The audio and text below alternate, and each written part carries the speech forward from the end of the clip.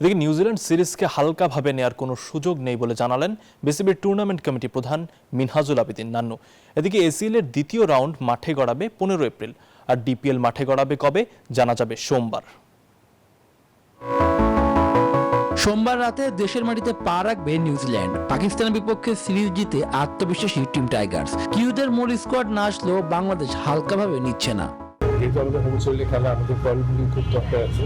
এখানে হালকাভাবে চিন্তা ভাবনার কারণ ওরা অনেকগুলি খেলোয়াড় কিন্তু পরিবর্তন করে এসেছে। ওদের রেগুলার যে খেলোয়াড়রা আছে ওদেরকে অলমোস্ট বেশ কিছু পরিবর্তন করে এনেছে।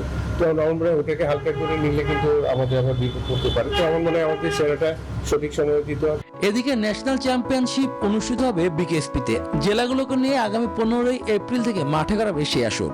যেটা সেকেন্ড রাউন্ড যেটা বাকি ছিল, ফাইনাল রাউন্ড যেটা, ওটা আমরা শুরু করছি 15 তারিখ থেকে। তো বিকেএসপি 2 মাঠে শুরু হবে।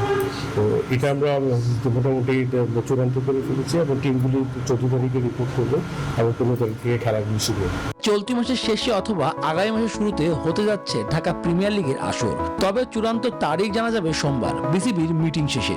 রেলিগেশনটা হবে না, আগে ফর্মেট হবে। টুর্নামেন্ট কমিটিতে আগেও কাজ করার অভিজ্ঞতা রয়েছে মিনহাজুল আবেদিন নান্নুর। সেজন্য 3 মাসের জন্য দায়িত্ব পেলেও এই বিভাগকে ভালো কিছু দিতে চান। শুভদেবনাথ, নিউজ 24, ঢাকা।